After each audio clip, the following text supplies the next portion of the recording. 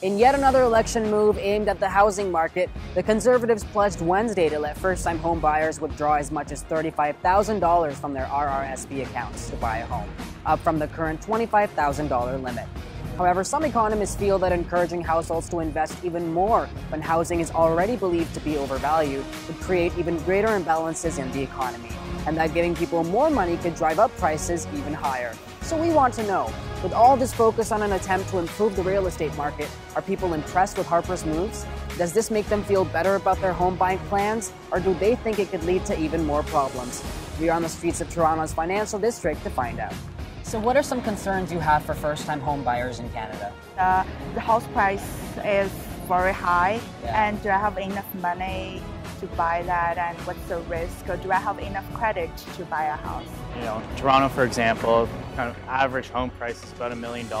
Our wages don't really reflect how that increase has been going, and I'm a first-time buyer myself, and I think without the help of my parents, I just think it's extremely difficult. So Stephen Harper is now suggesting that he's going to allow people to take up to $35,000 out of their RRSPs instead of the current $25,000. Do you think that's a good move? Yeah, that could definitely help people, like, to reduce the stress for people. Like, you can get more money from your retirement plan.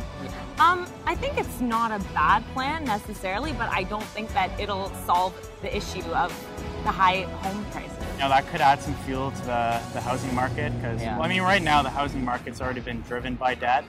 People are just taking on more and more and more debt, and that's driving prices up. I think it's important to put it towards your pension. Some economists actually feel that by giving people more money to spend on their first home, it might actually drive the prices up. Is that something you think might happen?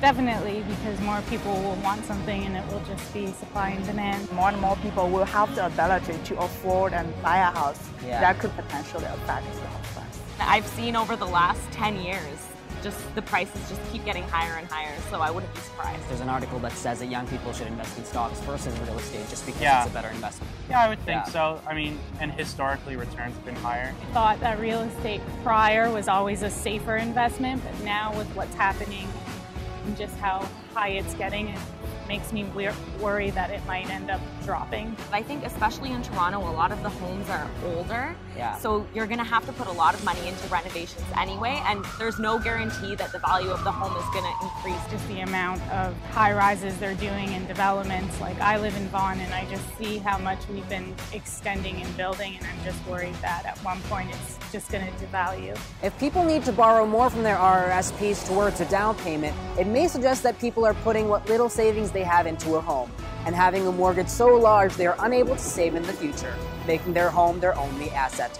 An article by the Financial Post even suggests that millennials are better off investing in stocks than real estate, perhaps something to consider while utilizing your savings. For more stories like this, as well as analyst research and investment ideas, be sure to visit smallcappower.com.